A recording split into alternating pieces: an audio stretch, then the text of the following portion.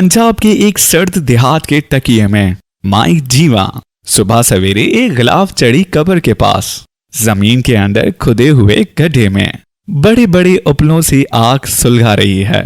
सुबह के सर्द और मटियाले धुंधलके में जब वो अपनी पानी भरी आंखों को सुकेड़ कर और अपनी कमर को दोहरा करके मुंह करीब करीब जमीन के साथ लगाकर ऊपर तले रखे हुए अपलों के अंदर फूंक घुसेड़ने की कोशिश करती है तो जमीन पर से थोड़ी सी राख उड़ती है और उसके आधे सफेद और आधे काले बालों पर, जो कि घसे हुए कंबल का नमूना पेश करते हैं, बैठ जाती है। और ऐसा मालूम होता है कि उसके बालों में थोड़ी सी सफेदी और आ गई है। अपलों के अंदर आग सुलगती है और यूं जो थोड़ी सी लाल लाल रोशनी पैदा होती है, माई जीवा के सेहा चेहरे पर झुर्रियों को और नुमाया कर देती है।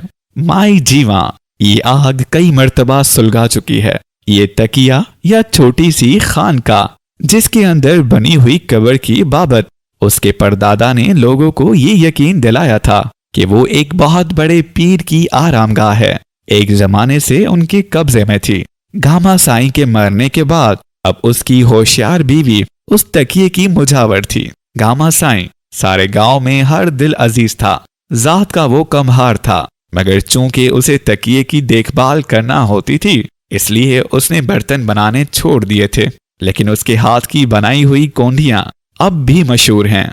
भंग घोटने के लिए वो साल भर में 6 कुंडियां बनाया करता था, जिनके मुतालिक बड़े फख्र से वो ये कहा करता था, चौधरी चौधरी लोहा है लोहा। फौलाद की कुंडी टूट जाए पर गामा साईं की ये कुंडी दादा ले तो उसका पोता भी उसी में भंग घोट कर पिए। मरने से पहले गामा साईं 6 कुंडियां बनाकर रख गया था, जो अब माई जीवा बड़ी एहतियात से काम में लाती थी। गांव के अक्सर बूढ़े और जवान तकिए में जमा होते थे और सरदाई पिया करते थे। घोटने के लिए गामा साईं नहीं था, पर उसके बहुत से चेले चाटे जो अब सर और भुएं मुंडाकर साईं बन गए थे, उसके बजाय भंग घोटा करते थे और माई जीवा की सुलगाई हुई आग सुल्फा पीने वालों के काम आती थी। सुबह और शाम को तो खैर काफी रौनक रहती थी, मगर दोपहर को भी आपास बेरी की छांव में बैठे ही रहते थे। इधर उधर कोने में लंबी लंबी बैल के साथ साथ कई काबुक थे, जिनमें गामा साईं के एक बहुत पुराने दोस्त अबू पहलवान ने सफेद कबूतर पाल रखे थे। तकिए की धुएं भरी फिजा में और चतक भरे कबूतरों की फरफराहट बहुत भली मालूम होती थी। जिस तरह तकिए में आने वाले लोग शक्ल सूरत से मासूमाना हद तक बेअकल नजर आते थे, उसी तरह ये कबूतर, जिनमें से अक्सर के पैरों में माई जीवा के बड़े लड़के ने झांझ पहना रखे थे, बेअकल और मासूम दिखाई देते थे। माई जीवा के बड़े लड़के का असली नाम अब्दुल गफार था। उसकी पैदाइश के वक्त ये नाम शहर के थानेदार का भी था, जो कभी कभी घोड़ी पर चढ़कर मौका देखने के लिए गांव में आया करता था और गामा साईं के हाथ का बना हुआ एक प्याला सरदाई का जरूर पिया करता था। लेकिन अब वो बात ना रही थी। जब वो 11 बरस का था तो माई जीवा उसके नाम में थानेदारी की बू सूंघ सकती थी, मगर जब उसने 12वें साल में कदम रखा तो उसकी हालत ही बिगड़ गई। खासा तगड़ा जवान था, पर न जाने क्या हुआ कि बस 1-2 बरस में ही सचमुच का साईं बन गया। यानी नाक से रेंट बहने लगा और चुप चुप रहने लगा। सर पहले ही छोटा था, पर अब कुछ और भी छोटा हो गया और मुंह से हर वक्त लाभ सा निकलने लगा। पहले पहल माँ को अपने बच्चे की इस तब्दीली पर बहुत सदमा हुआ, मगर जब उसने देखा कि उसकी नाक से रेंट और मुंह से लाभ बहते ही गांव के लोगों ने उससे गैब की बातें पूछना शुरू कर दी हैं और उसकी हर जगह खूब आओ भगत की जाती है, तो उसे ढारस हुई कि चलो यूं भी तो कमा ही लेगा। कमाना वमाना क्या था। अब्दुल गफार, जिसको लोग अब कबूतरों वाला साईं कहते थे, गांव में फड़फड़ा कर आटा चावल इकट्ठा कर लिया करता था, वो भी इसलिए कि कुछ ना कुछ डाल दिया करते थे। कबूतरों वाला साईं उसे इसलिए कहा जाता था कि उसे कबूतरों से बहुत प्यार था। तकिए में जितने कबूतर थे उनकी देखभाल अबू पहलवान से ज्यादा यही किया करता था। उस वक्त वो सामने कोठड़ी में एक टूटी हुई खाट पर अपने बाप का मैला कुचला लाफ ओढ़े सो रहा था। बाहर उसकी माँ आग सुलगा रही थी। चूंकि सर्दियां अपने जोमन पर थीं, इसलिए गांव अभी तक रात और सुबह की धुएं में लिपटा हुआ था। यूं तो गांव में सब लोग बेदार थे और अपने काम धंधों में मसरूफ थे, मगर तकिया जो कि गांव से फासला पर था अभी तक आबाद ना हुआ था। अलबत्ता दूर कोने में माई जीवा की बकरी जोर जोर से मिमिया रही थी। माई जीवा आग सुलगाकर बकरी के लिए चारा तैयार करने ही लगी थी कि उसे अपने पीछे आहट सुनाई दी। मुड़कर देखा तो उसे एक अजनबी सर पर ठाठा और मोटा सा कंबल ओढ़े नजर आया। पगड़ी के एक पल्लू से उस आदमी ने अपना चेहरा आंखों तक छुपा रखा था। जब उसने मोटी आवाज में माई जीवा अस्सलामुअलैकुम कहा तो पगड़ी का खुरदरा कपड़ा उसके मुंह पर 3-4 मर्तबा सुकड़ा और फैला। माई जीवा ने चारा बकरी के आगे रख दिया और अजनबी को पहचानने की कोशिश किए बगैर कहा, वालेकुम अस्सलाम, आओ भाई बैठो, आग तापो। माई जीवा कमर पर हाथ रखकर उस गड्ढे की तरफ बढ़ी जहां हर रोज आग सुलगती रहती थी। अजनबी और वो दोनों पास पास बैठ गए। थोड़ी देर हाथ ताप कर उस आदमी ने माई जीवा से कहा, माँ अल्लाह बख्शे, गामा साईं मुझे बाप की तरह चाहता था। उसके मरने की खबर मिली तो मुझे बहुत सदमा हुआ। मुझे आसेब हो गया था। कब्रिस्तान का जिन ऐसे चमटा था कि अल्लाह की पनाह, गामा साईं की एक ही तावीज से ये काली बला दूर हो गई। माई जीवा खामोशी से अजनबी की बातें सुनती रही जो उसके शौहर का बहुत ही मातकद नजर आता था। उसने इधर उधर की और बहुत सी बातें करने के बाद बुढ़िया से कहा, मैं 12 कोस से चल कर आया हूँ एक खास बात कहने के लिए। अजनबी ने राजदारी के अंदाज में अपने चारों तरफ देखा कि उसकी बात कोई और तो नहीं सुन रहा और भुंचे हुए लहजे में कहने लगा, मैं सुंदर डाकू के गिरोह का आदमी हूँ। परसों रात हम लोग उस गांव पर डाका मारने वाले हैं। खून खराबा जरूर होगा, इसलिए मैं तुमसे ये कहने आया हूँ कि अपने लड़कों को दूर ही रखना। मैंने सुना है कि गामा साईं मरहूम ने अपने पीछे 2 लड़के छोड़े हैं जो उन आदमियों का लहू है। बाबा, ऐसा ना हो कि जोश मार उठे और लेने के देने पड़ जाएं। तुम उनको परसों गांव से कहीं बाहर भेज दो तो ठीक रहेगा। बस मुझे यही कहना था। मैंने अपना हक अदा कर दिया। अस्सलामुअलैकुम। अजनबी अपने हाथों को आग के अलाव पर जोर जोर से मल कर उठा और जिस रास्ते से आया था उसी रास्ते से बाहर चला गया। सुंदर जाट बहुत बड़ा डाकू था। उसकी दहशत इतनी थी कि माएं अपने बच्चों को उसी का नाम लेकर डराया करती थीं। बेशुमार गीत उसकी बहादुरी और बेबाकी के गांव की जवान लड़कियों को याद थे। उसका नाम सुनकर बहुत सी कुंवारियों के दिल धड़कने लगते थे। सुंदर जाट को बहुत कम लोगों ने देखा था, मगर जब चौपाल में लोग जमा होते थे तो हर शख्स उससे अपनी अचानक मुलाकात के मन घड़त किस्से सुनाने में एक खास लज्जत महसूस करता था। उसकी कदो कामत और डेल डोल के बारे में मुख्तलिफ बयान थे। बास कहते थे कि वो बहुत कदावर जवान है, बड़ी बड़ी मूंछों वाला। उन मूंछों के बालों के मुतालिक ये मशहूर था कि वो 2 बड़े बड़े लीमों उनकी मदद से उठा सकता है। बाज लोगों का ये बयान था कि उसका कद मामूली है, मगर बदन इस कदर घटा हुआ है कि गेंडे का भी ना हो। बहरहाल सब मुत्तफका तौर पर उसकी ताकत और बेबाकी के मातरफ थे। जब माई जीवा ने ये सुना कि सुंदर जाट उनके गांव पर डाका डालने के लिए आ रहा है तो उसके आए आसान खता हो गए और वो उस अजनबी के सलाम का जवाब तक ना दे सकी और ना उसका शुक्रिया अदा कर सकी। माई जीवा को अच्छी तरह मालूम था कि सुंदर जाट का डाका क्या माना रखता है। पिछली दफा जब उसने साथ वाले गांव पर हमला किया था तो सुखी महाजन की सारी जमा पूंजी गायब हो गई थी और गांव की सबसे सुंदर और चंचल छोकरी भी ऐसी गुम हुई थी कि अब तक उसका पता नहीं मिलता था। ये बला अब उनके गांव पर नाजिल होने वाली थी और उसका इल्म सिवाय माई जीवा के गांव में किसी और को ना था। माई जीवा ने सोचा कि वो उस आने वाले भौचाल की खबर किस किस को दे। चौधरी के घर खबर कर दे, लेकिन नहीं, वो तो बड़े कमीने लोग थे। पिछले दिनों उसने थोड़ा सा साग उनसे मांगा था तो उन्होंने इनकार कर दिया था। घसीटा राम हलवाई को मुतनबा कर दे, नहीं, वो भी ठीक आदमी नहीं था। वो देर तक उन्हीं ख्यालात में गर्क रही। गांव के सारे आदमी वो एक एक करके अपने दिमाग में लाई और उनमें से किसी एक को भी उसने मेहरबानी की काबिल ना समझा। उसके अलावा उसने सोचा अगर उसने किसी को हमदर्दी के तौर पर इस राज से आगाह कर दिया तो वो किसी और पर मेहरबानी करेगा। और यूं सारे गांव वालों को पता चल जाएगा, जिसका नतीजा अच्छा नहीं होगा। आखिर में वो ये फैसला करके उठी कि अपनी सारी जमा पूंजी निकाल कर वो सब्ज रंग की गिलाफ चढ़ी कब्र के सरहाने गाड़ देगी और रहमान को पास वाले गांव में भेज देगी। जब वो सामने वाली कोठड़ी की तरफ बढ़ी तो दहलीज में उसे अब्दुल गफ्फार यानी कबूतरों वाला साईं खड़ा नजर आया। माँ को देखकर वो हंसा। उसकी ये हंसी आज खिलाफे मामूल माने खैस थी। माए जीवा को उसकी आंखों में संजीदगी और मतानत की झलक भी नजर आई, जो कि होशमंदी की निशानी है। जब वो कोठड़ी के अंदर जाने लगी तो अब्दुल गफ्फार ने पूछा, माँ, इस सुबह सवेरे कौन आदमी आया था? अब्दुल गफ्फार इस किस्म के सवाल आम तौर पर पूछा करता था, इसलिए उसकी माँ जवाब दिए बगैर अंदर चली गई और अपने छोटे लड़के को जगाने लगी। ए रहमान, उठ उठ। बाजू झंझोड़ कर माई जीवा ने अपने छोटे लड़के रहमान को जगाया और वो जब आंखें मल कर उठ बैठा और अच्छी तरह होश आ गया तो उसकी माँ ने उसको सारी बात सुना दी। रहमान के तो आसान खता हो गए। वो बहुत डरपोक था। गो उसकी उम्र उस वक्त 22 बरस की थी और काफी ताकतवर जवान था, मगर उसमें हिम्मत और शुजाअत नाम तक को ना थी। सुंदर जाट इतना बड़ा डाकू, जिसके मुतालिक मशहूर था कि वो थूक फेंकता था तो पूरे 20 गज के फासले पर जाकर गिरता था। परसों डाका डालने और लूट मार करने के लिए आ रहा था।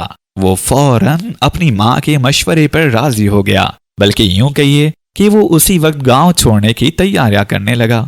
रहमान को नीति चुमारन यानी इनायत से मोहब्बत थी, जो कि गांव की एक बेबाक, शोख और चंचल लड़की थी। गांव के सब जवान लड़के शबाब की ये पोटली हासिल करने की कोशिश में लगे रहते थे, मगर वो किसी को खातिर में नहीं लाती थी। बड़े बड़े होशियार लड़कों को वो बातों बातों में अड़ा देती थी। चौधरी दीन मोहम्मद के लड़के फजल दीन को कलाई पकड़ने में कमाल हासिल था। इस फन के बड़े बड़े माहिर दूर दूर से उसको नीचा दिखाने के लिए आते थे, मगर उसकी कलाई किसी से भी ना मुड़ी थी। वो गांव में अकड़ अकड़ कर चलता था, मगर उसकी ये सारी अकड़ फो नीति ने एक ही दिन में गायब कर दी, जब उसने धान के खेत में उससे कहा, फजे, गंडा सिंह की कलाई मरोड़ कर तू अपने मन में ये मत समझ कि बस अब तेरे मुकाबले में कोई आदमी नहीं रहा। आ मेरे सामने बैठ, मेरी कलाई पकड़। उन 2 उंगलियों की एक ही ठुमकी से तेरे दोनों हाथ ना छुड़ा दूं तो नीति नाम नहीं। फजल दीन उसको मोहब्बत की निगाहों से देखता था और उसे यकीन था कि उसकी ताकत और शेरजोरी के रौब और दबदबे में आकर वो खुद ब खुद एक रोज राम हो जाएगी। लेकिन जब उसने कई आदमियों के सामने उसको मुकाबले की दावत दी तो वो पसीना पसीना हो गया। अगर वो इनकार करता है तो नीति और भी सर पर चढ़ जाती है, और अगर वो उसकी दावत कबूल करता है तो लोग यही कहेंगे, औरत जात से मुकाबला करते शर्म तो नहीं आई मर्दूत को। उसकी समझ में नहीं आता था कि क्या करे। चुनाचा उसने नीति की दावत कबूल कर ली थी, और जैसा कि लोगों का बयान है, उसने जब नीति की गुदारी हुई कलाई अपने हाथों में ली तो वो सारे का सारा कांप रहा था। नीति की मोटी मोटी आंखें उसकी आंखों में धंस गईं। एक नारा बुलंद हुआ और नीति की कलाई फजल की गिरफ्त से आजाद हो गई। उस दिन से लेकर अब तक फजल ने फिर कभी किसी की कलाई नहीं पकड़ी। हाँ, तो उस नीति से रहमान को मोहब्बत थी। जैसा कि वो आप डरपोक था, उसी तरह उसका प्रेम भी डरपोक था। दूर से देखकर वो अपने दिल की हवस पूरी करता था, और जब कभी उसके पास होती तो उसको उतनी जुर्रत नहीं होती थी कि हरफे मदाह जबान पर लाए। मगर नीति सब कुछ जानती थी। वो क्या कुछ नहीं जानती थी। उसे अच्छी तरह मालूम था कि ये छोकरा जो दरख्तों के तनों के साथ पीठ टेके खड़ा रहता है, उसके इश्क में गिरफ्तार है। उसके इश्क में कौन गिरफ्तार नहीं था? सब उससे मोहब्बत करते थे। इस किस्म की मोहब्बत जो कि बैरियों के बेर पकने पर गांव के जवान लड़के अपनी रगों के तनाव के अंदर महसूस किया करते हैं, मगर वो अभी तक किसी की मोहब्बत में गिरफ्तार नहीं हुई थी। मोहब्बत करने की ख्वाहिश अलबत्ता उसके दिल में इस कदर मौजूद थी कि बिल्कुल उस शराबी के मानंद मालूम होती थी, जिसके मुतालिक डर रहा करता है कि अब गिरा और अब गिरा। वो बेखबरी के आलम में एक बहुत ऊंची चट्टान की चोटी पर पहुंच चुकी थी, और अब तमाम गांव वाले उसकी अफ्ताद के मुंतजिर थे, जो कि यकीनी थी। रहमान को भी उस अफ्ताद का यकीन था। मगर उसका डरपोक दिल हमेशा उसे ढाढ़स दिया करता था कि नहीं, नीति आखिर तेरी ही बांदी बनेगी। और वो यूं खुश हो जाया करता था जब रहमान 10 कोस तय करके दूसरे गांव में पहुंचने के लिए तैयार होकर तकिए से बाहर निकला तो उसे रास्ते में नीति का ख्याल आया। मगर उस वक्त उसने ये न सोचा कि सुंदर जाट धावा बोलने वाला है। वो दरअसल नीति के तस्वुर में इस कदर मगन था और अकेले में उसके साथ मन ही मन में इतने जोरों से प्यार मोहब्बत कर रहा था कि उसे किसी और बात का ख्याल ही ना आया। अलबत्ता जब वो गांव से 5 कोस आगे निकल गया तो एकाएकी उसने सोचा कि नीति को तो बता देना चाहिए था कि सुंदर जाट आ रहा है। लेकिन अब वापस कौन जाता। अब्दुल गफार यानी कबूतरों वाला साईं तकिए से बाहर निकला। उसके मुंह से लाभ निकल रहा था जो कि मैले कुर्ते पर गिरकर देर तक ग्लिसरीन की तरह चमकता रहता था। तकिए से निकलकर वो सीधा खेतों का रुख किया करता था और सारा दिन वहीं गुजार देता था। शाम को जब ढोर ढंगर वापस गांव को आते तो उनके चलने से जो धूल उड़ती है उसके पीछे कभी कभी गफ्फार की शक्ल नजर आ जाती थी। गांव उसको पसंद नहीं था। उजाड़ और सुनसान जगहों से उसे गैर महसूस तौर पर मोहब्बत थी। यहाँ भी लोग उसका पीछा ना छोड़ते थे और उससे तरह तरह के सवाल पूछते थे। जब बरसात में देर हो जाती तो करीब करीब सब किसान उससे दरख्वास्त करते थे कि वो पानी भरे बादलों के लिए दुआ मांगे और गांव के इश्क पैशा जवान उससे अपने दिल का हाल बयान करते और पूछते कि वो कब अपने मकसद में कामयाब होंगे। नौजवान छोकरियां भी चुपके चुपके धड़कते हुए दिलों से उसके सामने अपनी मोहब्बत का एतराफ करती थीं और ये जानना चाहती थीं कि उनकी माया का दिल कैसा है। अब्दुल गफार उन सवालियों को ऊंट पटांग जवाब दिया करता था, इसलिए कि उसे गैब की बातें कहाँ मालूम थीं। लेकिन लोग जो उसके पास सवाल लेकर आते थे उसकी बेरुब्त बातों में अपना मतलब ढूंढ लिया करते थे। अब्दुल गफार मुख्तलिफ खेतों में से होता हुआ उस कुएं के पास पहुंच गया जो कि एक जमाने से बेकार पड़ा था। उस कुएं की हालत बहुत उबतर थी। उस बूढ़े बरगद के पत्ते जो कि साला साल से उसके पहलू में खड़ा था इस कदर उसमें जमा हो गए थे कि अब पानी नजर ही ना आता था और ऐसा मालूम होता कि बहुत सी मकड़ियों ने मिलकर पानी की सतह पर मोटा सा जाला बुन दिया है। इस कुएं की टूटी हुई मुंडेर पर अब्दुल गफार बैठ गया और दोपहर की उदास फिजा में उसने अपने वजूद से और भी उदासी पैदा कर दी। दफतन उड़ती हुई चीलों की उदास चीखों को अकब में छोड़ती हुई एक बुलंद आवाज उठी और बूढ़े बरगद की शाखों में एक कपकपाहट सी दौड़ गई। नीति गा रही थी, माही मरे ने बाग लगवाया, चंपा बाबुआ ख्वाब खिलाया, उसी ते तवालियां खटियां वे, राती सोंटर नहीं दीदियां अखियां वे। इस गीत का मतलब ये था कि मेरे माया यानी मेरे चाहने वाले ने एक बाग लगाया है, उसमें हर तरह के फूल उगाए हैं, चंपा मावा वगैरह खिलाए हैं और हमने तो सिर्फ नारंगियां लगाई हैं। रात को आंखें सोने नहीं देती। कितनी अंसारी बढ़ती गई है। माशूक आशिक के लगाए हुए बाग की तारीफ करता है लेकिन वो अपनी जवानी के बाग की तरफ निहायत अनिकसाराना तौर पर इशारा करता है जिसमें हकीर नारंगियां लगी हैं और फिर शब ख्वाबी का गिला किस खूबी से किया गया है। गो अब्दुल गफार में नाजुक जज्बात बिल्कुल नहीं थे, फिर भी नीति की जवां आवाज ने उसको चौंका दिया और वो इधर उधर देखने लगा। उसने पहचान लिया था कि ये आवाज नीति की है। गाती गाती नीति कुएं की तरफ आ निकली। गफार को देखकर वो दौड़ी हुई उसके पास आई और कहने लगी, ओ गफार साईं, मुझे तुमसे कितनी बातें पूछना है और इस वक्त यहाँ तुम्हारे और मेरे सिवा और कोई भी नहीं। देखो मैं तुम्हारा मुंह मीठा कराऊंगी अगर तुमने मेरे दिल की बात बोझ ली है।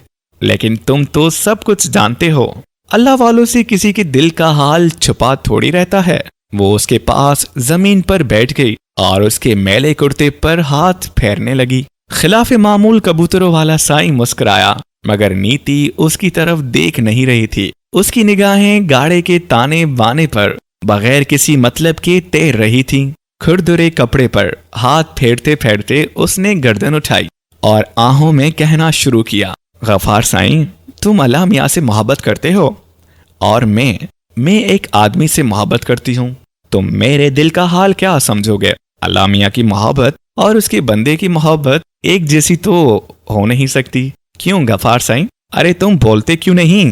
कुछ बोलो, कुछ कहो। अच्छा तो मैं ही बोले जाऊंगी। तुम नहीं जानते कि आज मैं कितनी देर बोल सकती हूँ। तुम सुनते सुनते थक जाओगे, पर मैं नहीं थकूंगी। ये कहते कहते वो खामोश हो गई और उसकी संजीदगी ज्यादा बढ़ गई। अपने मन में गौता लगाने के बाद जब वो उभरी तो उसने एकाएकी अब्दुल गफार से पूछा, साईं मैं कब थकूंगी? अब्दुल गफार के मुंह से लाब निकलना बंद हो गया। उसने कुएं के अंदर झुककर देखते हुए जवाब दिया, बहुत जल्द। ये कहकर वो उठ खड़ा हुआ और परिणीति ने उसके कुर्ते का दामन पकड़ लिया और घबरा कर पूछा, कब कब साईं कब?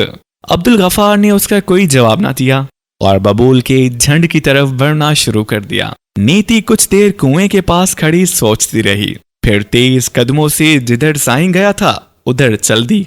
वो रात जिसमें सुंदर जाट गांव पर डाका डालने के लिए आ रहा था, माई जीवा ने आंखों में काटी। सारी रात वो अपनी खाट पर लाफ ओढ़े जागती रही। वो बिल्कुल अकेली थी। रहमान को उसने दूसरे गांव भेज दिया और अब्दुल गफार न जाने कहां सो गया था। अबू पहलवान कभी कभी तकिए में आग तापता तापता वहीं अलाव के पास सो जाया करता था, मगर वो सुबह ही से दिखाई नहीं दिया था। चुनाचा कबूतरों को दाना माई जीवा ही ने खिलाया था। तकिया गांव के उस सिरे पर वाक़े था जहां से लोग गांव के अंदर दाखिल होते थे। माई जीवा सारी रात जागती रही, मगर उसको हल्की सी आहट भी सुनाई ना दी। जब रात गुजर गई और गांव के मुर्गों ने अजाने देना शुरू कर दी तो वो सुंदर जाट की बाबत सोचती सोचती सो गई। चूंकि रात को वो बिल्कुल ना सोई थी, इसलिए सुबह बहुत देर के बाद जागी। कोठरी से निकलकर जब वो बाहर आई तो उसने देखा कि अबू पहलवान कबूतरों को दाना दे रहा है और धूप सारे तकिए में फैली हुई है। उसने बाहर निकलते ही उससे कहा, सारी रात मुझे नींद नहीं आई। ये मुआ बुढ़ापा बड़ा तंग कर रहा है। सुबह सोई हूँ और अब उठी हूँ। हाँ तुम सुनाओ, कल कहाँ रहे हो? अब्बू ने जवाब दिया, गांव में। उस पर माए जीवा ने कहा, कोई ताजा खबर सुनाओ।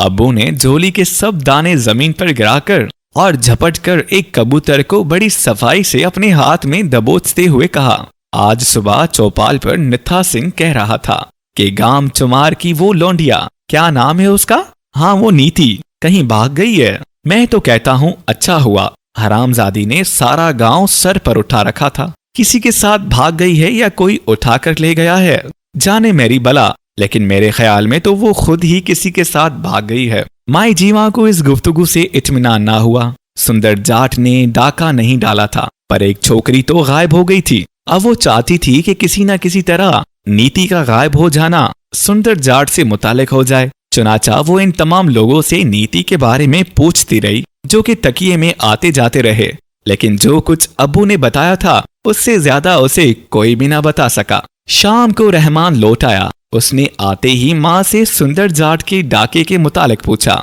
उस पर माई जीवा ने कहा, सुंदर जाट तू नहीं आया बेटा, पर नीति कहीं गायब हो गई है, ऐसी कि कुछ पता ही नहीं चलता। रहमान को ऐसा महसूस हुआ कि उसकी टांगों में 10 कोस आ हो गई है और अपनी माँ के पास बैठ गया। उसका चेहरा खौफनाक तौर पर जर्द था। एकदम ये तब्दीली देखकर माई जीवा ने तशवीशनाक लहजे में उससे पूछा, क्या हुआ बेटा? रहमान ने अपने खुश्क होठों पर जबान फेरी और कहा, कुछ नहीं माँ, थक गया हूँ। और नीति कल मुझसे पूछती थी मैं कब थकूंगी।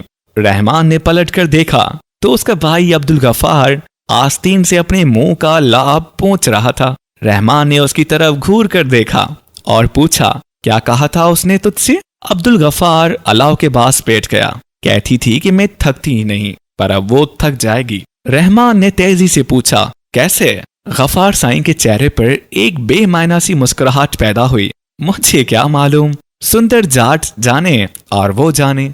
ये सुनकर रहमान के चेहरे पर और ज्यादा जर्दी छा गई और माए जीवा की झुर्रियां ज्यादा गहराई अख्तियार कर गईं।